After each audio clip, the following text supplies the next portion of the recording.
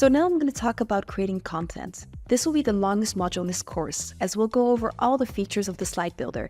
And this is one of the main tools a contributor would work with. So if you are a content contributor, this section is really for you. The topics that I'm going to cover include how you can add slides to a lesson, how you can go over all the sections from the templates, how to edit these section templates as well, how to create a section from scratch, how to use all the widgets, because we have a lot of very cool widgets, how to use the navigation, and how to preview your work as a learner, very important as well. And of course, we will also tell you how you can save your work. So let's get started. So first of all, of course, we want to be able to add a slide to a lesson. So first of all, it's really important to be able to find the slide builder in our tool. In order to find the slide builder, what you do is you go inside the lesson where you want to create the slides. This may mean you need to create a new lesson, or you might have an existing lesson where you want to add content. So what you can do is you can go into the slide builder, you click add slides using authoring tool, unless of course you want to use SCORM, but SCORM means it's already been created and you're just uploading a zip file. So let's assume that you really want to build the slide from scratch. As you can see, when you open the slide builder, there's many options. So you can have text, you can have text and image, text and audio, text and video, but don't worry, you don't need to decide right away which formats you're going to use. You can simply select one of the templates and start building from there.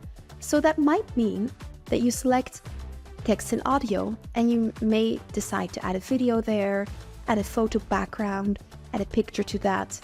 As you can see, when I'm inside a slide, I can either add additional sections to make a longer page, or I can, within one slide, add little widgets of an audio widget, or a text widget, or a video widget. You could see all the options here on my screen. There really are endless possibilities. So once we start building our slides, we can keep playing with these sections, and you'll find that we have a lot of nice features, not only for static slides, but also for interactivity. So you can use buckets where you can drag and drop content, and this can be pictures, you can do sorting, you can do text. So there's a lot of fun features you can do with that are very dynamic. You can also add questions as well. Now the questions can be added to the lesson or to the quiz, which I'll get to later. But for the lesson, it's really just to play and learn. So this will not be scored for the learner, but it's just to keep them a little bit on their toes and to keep them interested. As you can see, we have a lot of different formats. We have different types of quizzes. We have multiple choice, true or false. We have drag and drop. We even have a few polls where you could say, okay, out of 5, how much do you think, it is? Or on a scale of 1 to 10, or how much percent? So we really have different ways that your users can answer the questions. As you can see here on the screen, they're quite self-explanatory. You could have a play around with them.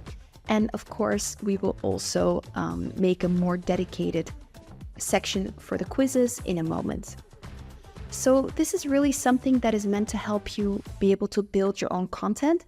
We also have the possibility to create templates specifically for your organization.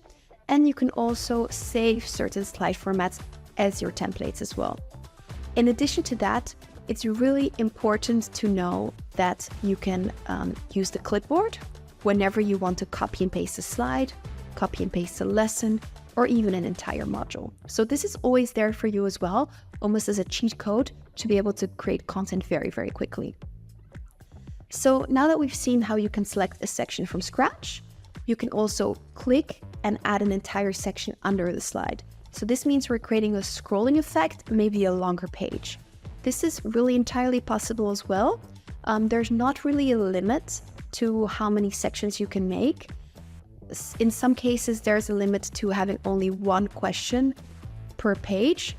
So you cannot maybe have more multiple choice questions at the moment, but this is also something that may be changed in the future. So I think this is already quite clear in terms of how you can use the widgets and the sections to build your slides and to build a learning experience. Something that's very important to know is that you can create little animations for each of the sections. So if you want the text and the photo to fade in or to appear in with a certain movement, that can add, of course, a little bit of dynamism to your lesson. We can definitely do that. There's a lot of different animations that you can apply. You can apply to all the different widgets and all the different sections. So that might be a little nice touch. You can add background videos, you can add background pictures, you can add branding. So really you should have a lot of freedom to be able to play with the slides. Now, maybe one more important thing. Of course, there's a save button at the top left, so you can always save your work, very important. You can save and exit, or you can just save and continue to work. Or if you're really not happy with what you did, you can also exit the slide without saving if you actually want to relinquish the work that you just did and you want to revert to the previous version. Maybe one more thing, very important as well, is to preview it as the learner. So you have a little button where it shows preview, and this allows you to preview the slide you've just built as the learner. So this really allows you to see how does it look in the front end. So you can see it on desktop, but of course also on mobile, also on tablet. And depending on who your audience is, you might want to be looking at the mobile first, you might want to be looking at desktop first, but you always want to make sure that it looks quite good in all ways, in all platforms. So we hope these features, of course, help you having fun, help you easily create content. We'll go into a little bit more detail now for quizzes. We'll also do a step-by-step guide of someone creating a lesson for you so that you can really see how it's done a little bit more slowly. But I hope this already gave you an overview of just all the cool features that we have available. We're really a platform made for content creators. We are made for creative people. So we hope you can have fun with that and you can really enjoy your time working with the platform. And of course, if you have questions in the future, our team is there to assist you. Thank you so much for listening to this video.